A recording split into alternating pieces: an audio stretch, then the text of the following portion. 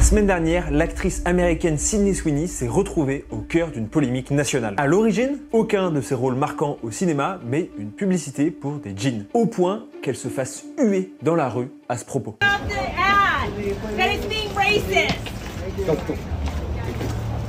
Cette crise a permis de mettre en lumière la situation particulière et dérangeante dans laquelle Sydney Sweeney se trouve. Jeune actrice promise à une grande carrière à Hollywood, canon de beauté, objet de désir, mais aussi symbole d'une Amérique profondément divisée et fracturée politiquement. Elle est récupérée par le clan autoproclamé anti-woke et ne parvient pas vraiment à se défaire de son image racoleuse, à moins qu'elle n'en ait simplement pas envie.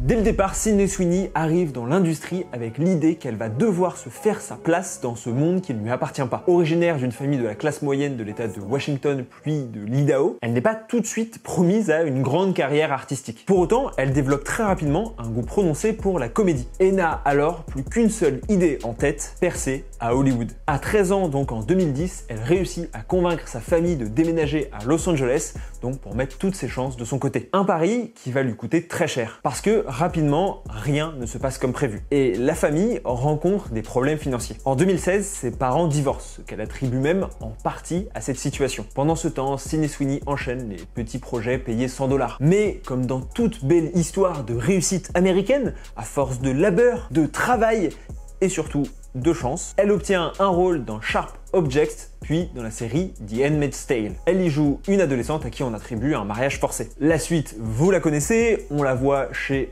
Quentin Tarantino, puis Sydney Sweeney décroche un rôle dans la série phénomène Euphoria, sur laquelle on reviendra, et se met à mener sa carrière. Récemment, elle a connu un gros succès avec la comédie romantique Anyone But You, qu'elle a également produite, mais aussi dans des rôles plus indépendants, comme celui de Reality Winner, pour le film réalisé par Tina Satter, et on la verra bientôt à l'affiche de l'adaptation du best-seller La femme de ménage, et elle prépare aussi un biopic sur la boxeuse Christy Martin. Pareil, on y reviendra. Et ce qui est fou, c'est que même ses erreurs de parcours, comme sa présence dans l'horrible Madame Web, s'expliquent. En réalité, elle a accepté de faire ce film parce qu'elle souhaitait avoir de bonnes relations avec Sony pour faire financer des projets comme Anyone But You. Enfant, elle aurait été diagnostiquée hyperactive, ce qui se reflète dans son omniprésence à la télé et au cinéma ces dernières années. C'est simple, elle enchaîne les projets. Parce qu'en plus de ses rôles d'actrice, elle est également devenue égérie de nombreuses marques de mode, de beauté, de lifestyle, etc. Miu Miu, Armani Beauty, Hey Dude, Bay, La Neige et bien sûr American Eagle. Cette reproduction exponentielle de son image me fait penser, toute proportion gardée, à Marilyn Monroe. L'actrice américaine des années 50 était certes populaire pour certains rôles comme certains lame shows, mais surtout pour la figure qu'elle représentait. Pour la chercheuse Rania Aoun, elle était même devenue un mythe au sens où l'entendait Roland Barthes. Alors ça fait quelques temps qu'on n'a pas mobilisé ce concept, donc pour ceux qui débarquent, Roland Barthes définissait le mythe ainsi. Les mythes ne sont rien d'autre que cette sollicitation incessante, infatigable, cette exigence insidieuse et inflexible qui veut que tous les hommes se reconnaissent dans cette image éternelle et pourtant datée qu'on a construite d'eux un jour, comme si ce dut être pour tous les temps. Certains objets deviennent proie de la parole mythique pendant un moment, puis ils disparaissent, d'autres prennent leur place, accèdent au mythe. Le visage de Marilyn Monroe, omniprésent dans les médias grâce à sa reproduction répétée par les outils de communication de masse, acquiert alors une valeur symbolique. C'est cette multiplication de son image qui en fait un objet mythique, révélant que le mythe de la célébrité se cristallise particulièrement dans la reproduction de son visage. Encore une fois, Sydney Sweeney n'en est pas à ce stade d'iconisation, mais c'est le chemin qu'elle emprunte. Mais alors, vous allez me dire, quel est le problème? Eh bien, parce que Sydney Sweeney risque de subir, et subit déjà, le traitement de son image publique. Notamment car cette figure mythique, comme Marilyn avant elle est avant tout construite par le regard masculin. La théorie du male gaze, donc la traduction de regard masculin, a été popularisée par la chercheuse Laura Mulvey. Pour schématiser, ça désigne la manière de filmer, de percevoir et surtout de représenter les femmes dans le cinéma à travers le prisme du regard masculin. On le sait, et ce n'est pas les nombreuses études qui manquent à ce sujet, à Hollywood, les femmes sont souvent réduites à des objets de désir destinés à satisfaire l'imaginaire masculin. On en parlait dans le dernier épisode du podcast Frangin Vidéo Club que j'ai fait avec mon frère, qui portait sur les 4 fantastiques, et on revenait sur l'adaptation du film de 2005, où la femme invisible est jouée par Jessica Alba, qui se retrouve constamment dans des situations où elle est en nudité ou en nudité partielle. De plus, tout son arc narratif est dépendant des autres personnages masculins. Elle ne vit que pour le regard des autres personnages. Le cinéaste Bud Wettischer disait à propos des personnages féminins, ce qui compte, c'est ce qu'elle provoque chez le héros. pas ce qu'elle est. Ce male gaze, c'est un reproche qui a régulièrement été fait à la série Euphoria, avec des rumeurs selon lesquelles le showrunner Sam Levinson se serait même embrouillé avec l'actrice Barbie Ferreira à ce propos. Sydney Sweeney, qu'une grande partie du public a connu par le biais de la série, en fait les frais. Son corps y est fortement sexualisé, elle apparaît nue, sa poitrine est souvent mise en avant, et pour cause, son personnage, Cassie, existe à travers sa sexualité et le regard d'un homme qu'elle souhaite séduire. Le problème, c'est que l'hypersexualisation de l'actrice, en tout cas du personnage, a dépassé la fiction. Des montages d'elle nue circulent sur les réseaux sociaux, certaines de ces scènes sont même republiées sur les sites pour adultes, et des internautes créent des sondages sur la taille de sa poitrine. Pareil pour les paparazzis qui n'hésitent pas à réduire sa présence publique à son physique et la photographier à son insu, pour ensuite faire des débats sur ses tenues. Je vous renvoie d'ailleurs, si ça vous intéresse, à ma vidéo sur le sujet des paparazzis où on en avait parlé. Son corps est alors objectifié et réduit à une marchandise visuelle. Pour la chercheuse Janice Winship, la féminité est souvent effectivement récupérée par le capitalisme. La femme devient alors elle-même une marchandise, à travers les publicités notamment, où elle n'est qu'une image consommable. Mais la question qui se pose pour Sydney Sweeney particulièrement, c'est et si elle décide d'en jouer? Et si l'actrice décide d'objectifier elle-même son corps et d'en tirer profit? Est-ce que ce n'est pas le meilleur moyen d'échapper par le haut à ce piège? Eh bah, pas forcément. Comme d'habitude, ces petites vidéos sont principalement des introductions à des sujets plus larges. Je vais pas pouvoir traiter en long, en large, en travers de l'objectification de la femme dans les médias, même si c'est un sujet passionnant qu'on a traité plusieurs fois en vidéo. Mais l'objectif, c'est, je vous ai mis les sources en description et surtout en commentaire, qu'on puisse débattre, notamment du cas Sydney Sweeney, mais même élargir de manière générale la place des femmes dans les médias et à Hollywood, et le contrôle qu'elles peuvent avoir ou non sur la sexualisation de leur corps.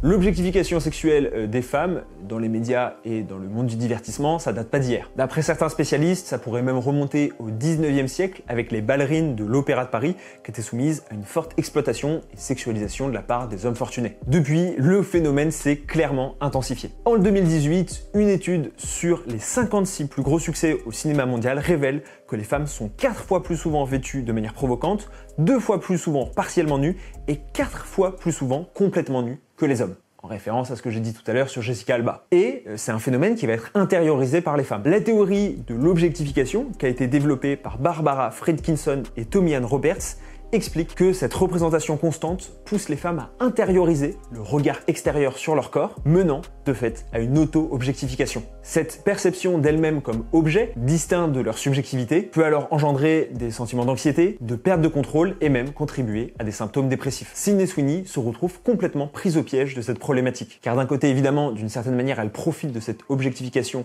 pour la transformer en capital. Par exemple, elle a collaboré avec la marque Dr. Squatch pour une publicité où elle apparaissait dans un bain moussant. Face au succès du spot, elle a ensuite proposé une édition limitée de savonnettes avec des extraits de l'eau de son bain. Alors, elle n'est pas la première, on se souvient par exemple de Belle Delphine ou en France de Ruby Nicara qui avaient aussi vendu littéralement de leur intimité, jouant le jeu de cette hypersexualisation. Et donc, Sydney Sweeney est critiquée car elle vend cette image sexuelle. Elle est accusée de se plaindre d'une objectification qu'elle engendrerait elle-même. Mais derrière cette image hyper contrôlée et quasi cynique, de son côté, elle laisse apercevoir une réalité plus anxiogène et plus précaire. À 28 ans, l'actrice a certes gagné des millions via ses films et ses partenariats, mais elle affirme continuer à craindre que tout puisse s'arrêter au moindre faux pas. Elle confie avoir vu ses parents tout perdre durant son enfance et que cette insécurité financière continue de la hanter. Elle a remboursé l'hypothèque de sa mère, acheté un bateau à son oncle et investi dans une maison à Bel Air, mais en continuant à subir ces fortes crises d'angoisse. Ça peut paraître un problème de riche, et ça l'est, mais il ne faut pas sous-estimer l'impact de son origine sociale. Sydney Sweeney, c'est pas une nepo baby. Elle a connu, si on croit ses dires, de vrais problèmes d'argent. Et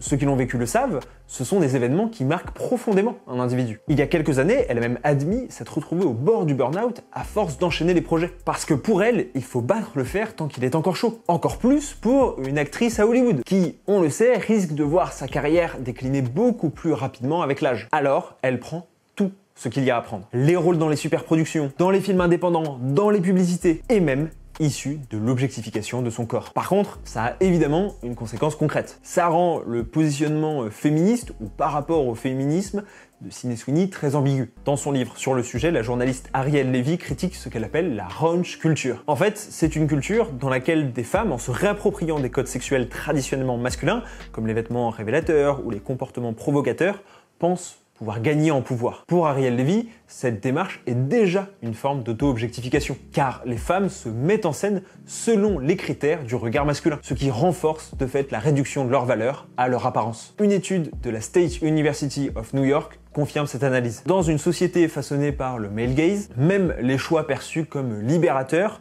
s'inscrivent souvent dans une norme intériorisée de perfection féminine exacerbée par la sexualisation. Pourtant, on pourrait se dire que Sydney Sweeney connaît la violence des diktats de beauté imposés aux femmes. L'année dernière, des photos prises par un paparazzi avaient engendré des vagues de commentaires haineux et moqueurs sur son physique qui serait trop gros. L'actrice avait même réagi en publiant sur les réseaux sociaux des captures d'écran de ces messages violents et en expliquant que son physique actuel est le fruit d'une préparation physique pour son rôle de Christy Martin, une boxeuse qui a d'ailleurs été victime de violences conjugales et psychologiques de la part de son mari manager. Ce rôle s'éloigne de la simple exposition physique pour aborder des enjeux féminins plus profonds, la résilience, le pouvoir sur son corps, voire la lutte contre la domination masculine. On verra ce qu'il en est. Il y a de grandes chances que ça parle de ça. Et c'est là tout le problème de Sydney Sweeney. Elle se trouve dans un entre-deux. Ni vraiment féministe, ni complètement réactionnaire. Elle se sert de son corps pour vendre, mais se plaint à raison de son objectification par autrui. Et la semaine dernière, ça a pris le pire tournant possible, car le débat est carrément devenu politique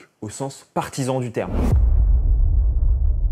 Tout est parti d'une simple publicité diffusée pour American Eagle. Dans un spot diffusé sur TikTok, Sydney Sweeney est montrée en train de poser une affiche sur un mur balai à la main. Le slogan initial montrait « Sydney Sweeney a de superbes gènes », qui est donc barré et remplacé par un jeu de mots avec jeans. Ce clin d'œil à son patrimoine génétique supposé est repris dans un autre passage de la campagne qui va exploiter l'ambiguïté entre l'humour, le physique et le produit. But just so we're clear, this is not me telling you to buy American Eagle jeans. Sydney Sweeney has very keen. You see what I did there, right? Donc, vous l'aurez compris, le but est de jouer sur les mots. Jean, le pantalon, jeans, les gènes. Sydney Sweeney étant particulièrement bien dotée physiquement et jouant sur cet aspect. Sauf que la mise en avant de gènes supposés supérieurs dans l'histoire récente occidentale, ça n'a pas donné le meilleur de l'humanité. American Eagle est alors rapidement accusé de faire la propagande de la théorie eugéniste, une théorie élaborée à la fin du 19e siècle, et notamment mise en place par un certain régime allemand que vous connaissez bien, dont le but serait de sélectionner les humains selon leurs gènes. Un peu comme dans la dystopie Bienvenue à Gattaca, mais là c'est juste les humains blancs et blonds. Dans le climat actuel aussi, ça laisse penser qu'il y aurait d'un côté les vrais Américains comme Sydney Sweeney avec des gènes nobles, et les autres qui seraient un peu moins américains parce qu'ils auraient des moins bonnes gènes. Une Amérique comme d'habitude, qu'on nous vend comme vraie, mais qui semble surtout nostalgique d'un passé complètement fantasmé. Parce que si on parle de génétique des vrais Américains, ils n'étaient pas blonds aux yeux bleus, techniquement. Cette ambiguïté a donc beaucoup été reprochée à la marque, qui a été secourue par les Républicains.